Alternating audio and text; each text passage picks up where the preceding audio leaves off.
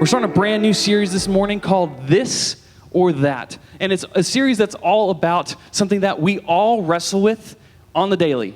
But especially when you're in intermediate school, middle school, high school, this is something that is especially a tension in your guys' hearts because of your age, because you're at an age right now where, I say this all the time, you're developing into your own sense of individuality. You're recognizing the things about yourself that's different from your peers. You're recognizing there's things that you're good at, things that you're not good at, and you're starting to be okay with those things. You're starting to compare those things. You're starting to question if you measure up in certain ways because of the differences that you have from those around you. And this is a natural part of human living, but it doesn't necessarily mean it's a good thing. There's a lot of things that are natural for us that are just naturally wrong, but we do them anyway, right?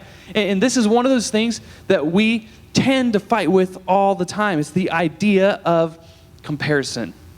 We wrestle with this so much, and for many of us, it's deep-rooted in our hearts, and we don't even recognize that it's there, or if we do recognize it, it's just incredibly difficult to do anything about it. So let me define it for you. Comparison is simply when we measure something about ourselves against something about someone else. We take this about ourselves, and we compare it to that of somebody else, right? I thought that my grades were great. This grade was great until I saw my neighbor got that grade, right? My dream car that I want, that potentially I'm going to get because my grandparents are going to give it to me in a couple years when I get my license. For those of you who are in 8th grade and you're counting down the days till you get your license, this car is going to be great. Until you see that friend of yours that's like a year older and their parents got them that car, right? All the shoes that I have, like okay until I got these shoes. This pair of shoes is awesome, and I'm gonna rock that basketball court with these shoes. Till I saw my neighbor's shoes. I saw those. That's a joke because I bought new shoes right before COVID to play basketball, and I still haven't used them because COVID. So still out of shape. It's awesome. But you guys get what I'm saying. Like we do this versus that in our heads, and we compare things to everybody else. Comparison is the way that we measure this in our lives against that in somebody else's life. And we do this all the time, sometimes without thinking, like I said, and sometimes very intentionally because we're trying to evaluate and see where we stand. That's a normal part of life, right? We try to figure out where we're at, how we stand, how we measure up. When you want to know if you're doing things right, you guys, this might date me. Do you guys still use math textbooks where the odd numbers have the answers in the back of the book? Is that still a thing? No, not in yours. You're saying it. Have you experienced it or heard of this? So back when I was in school, and apparently some of you recognize this, maybe it's phasing out, and that's why some of you don't. But when I was growing up, we would have these massive math textbooks because we didn't have Chromebooks or anything, and iPads weren't invented yet. And so we had textbooks, and we had to literally work on the answers, and our teacher would assign the odd numbers, not so that we could cheat because we had to show our work, but so that you could go to the back of the book and find the answers to make sure you got the right answer. And if you didn't, then you got to rework it until you get the right answer, right? Many of us, we like that. We like something where we can go to and see, are we getting this right? Right? You do something on the basketball court and you look to your coach for affirmation or rebuke, right? Did you do it right? You're always trying to figure out, am I doing things right? Comparison in that sense is well, I wouldn't call it comparison. Because that's different. We try to figure out if we're measuring up. And in doing so, sometimes we use comparison as our tool to see if we're measuring up. And that's, I think, where we're going, where we get it wrong half the time. And this is what we're going to talk about. Comparison, it can lead us to believe things that just aren't true. Things about ourselves and about others. You look at your own life and you look at the lives of those around you, and maybe you're measuring yourself against an unfair standard. And that standard is somebody else because somebody else has a different skill set and different personality and different perspective on life than you. And God made you different. And that's not necessarily a bad thing.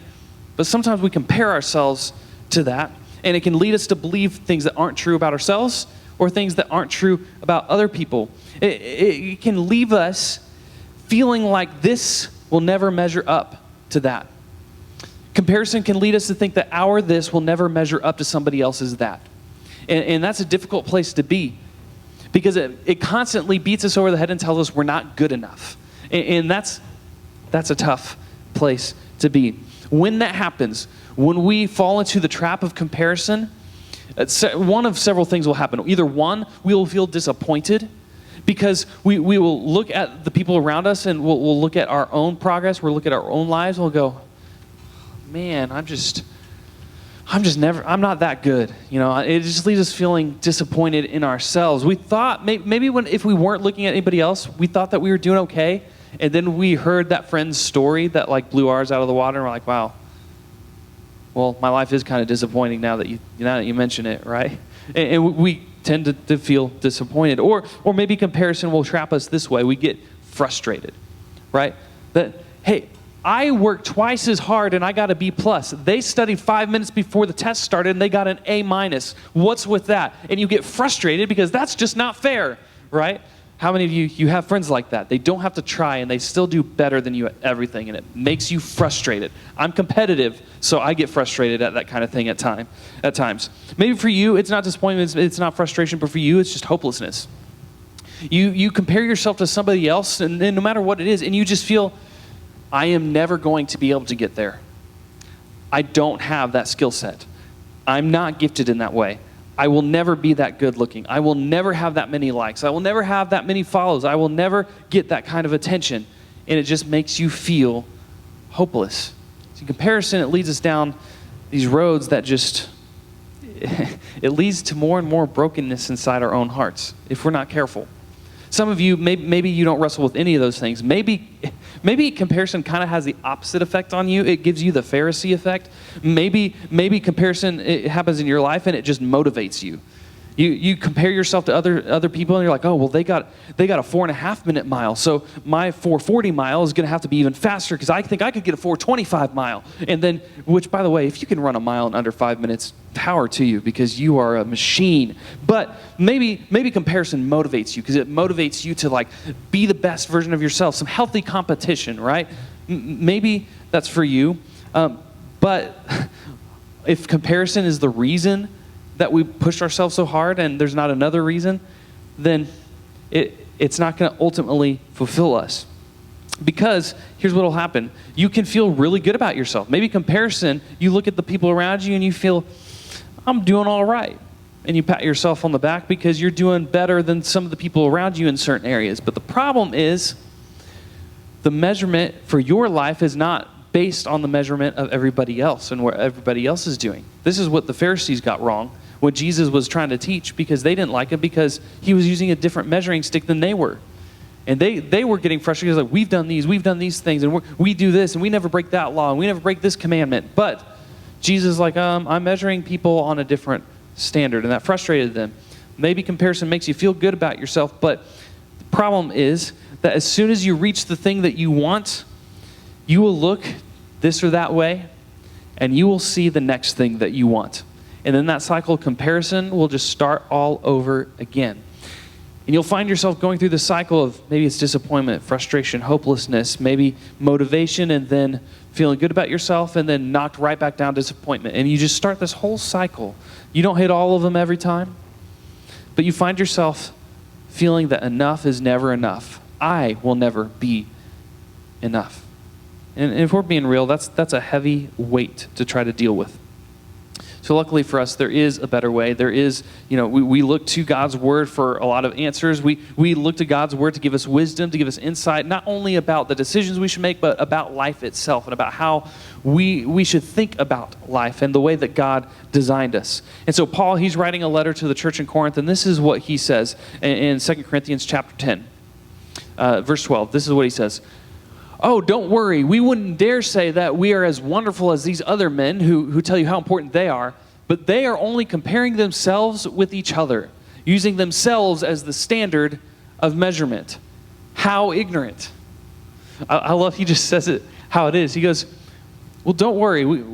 They're not using the right thing, so don't compare yourself to them. Why? I think Paul wanted us to grasp this concept that when we compare ourselves to others, we're using the wrong measurement. When we compare ourselves to others, it's not giving us an accurate reading of where we are. It's not an accurate way to evaluate our own lives and see where we measure up. And I know that this is true because Paul continues just a few verses later, and this is what he says in verse 18.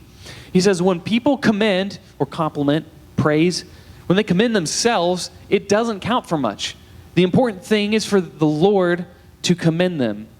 And guys, I'm going to tell you right here from week 1 of this series, this is the key in the trap of comparison. The important thing for us to recognize is whether or not the Lord is commending us, whether or not God condones our lives, whether or not we measure up in His eyes, not based on the things around us, because those will give us a false flag. They'll give us a false line of where we should be. And here's what you need to know about God and your relationship with Him, is while you might beat yourself up, while you might compare yourself to others, God doesn't compare you to anybody else. God doesn't compare your life to others' lives. He knows that He created you with distinct skill sets and purposes, and He doesn't compare you to that of others. He's got His own measurement for you. So when we look for fulfillment, when we look for just seeing if we are measuring up, we need to look towards heaven. We need to look to what God says about us. Because the ultimate thing that frustrated the Pharisees is that Jesus, like I said, didn't use the same measuring stick that they used. He used the measuring stick through a different lens.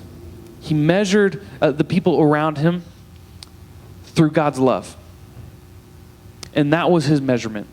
That was the way He saw people. He saw people on the basis of God's love and God's love only. And even when He had to correct people, even when He had to rebuke people, even when He had to set people straight, He did it through the filter of God's love. That's what I want you guys to recognize out of this week. God doesn't compare you to others. And just for an added measure of just to help with application, honestly, but another layer to this, the author of Proverbs, he writes this. He says, guard your heart above all else, for it determines the course of your life. And this is so powerful and so important, because if you guard your heart, this is where the trap of comparison will get us. It starts in our hearts. So guard your heart. Here's some ways that you can do that. One is pay attention to your feelings. Okay? What makes you feel certain ways? When you feel disappointment or frustration or anxiousness or hopelessness, identify those feelings and look for clues that look for those as clues that you might be heading down the wrong path. You might be measuring yourself against things that you were never meant to be measured against. So when you're feeling and when your outlook on things is a little off, check and make sure that you're paying attention to the right things. Secondly, find out what's fueling that. Are you looking at your friends' posts and seeing what they have and judging your real life by somebody else's highlight reel? Or are you actually, feeling frustration or disappointment out of something else? Figure out what's fueling those feelings. If you can figure out what's fueling those feelings, you can find out where to cut off the fuel to those feelings, to the negative emotions. So find out what's fueling it and get to the bottom of it. And 3 is celebrate what you do have. This is the ultimate of the opposite, the antithesis of comparison, and that is gratitude. If you can look around in your life and figure out what you do have and celebrate that, then it will make you feel less of the negative emotions about what you don't have or what you don't get. Because it just reminds us of the truth that God doesn't compare us to others. When we celebrate what we do have with gratitude, it reminds us that God doesn't compare us to anybody else. God doesn't compare you to others. So as you guys get ready to go to your small groups, I want you to think about this question. How does comparing myself to others usually make me feel? How does comparing myself to others usually make me feel? I want you to think through that question as you get ready to go into your small groups and dissect this a little bit more. And I'll pray for you guys and let you go ahead and get to that.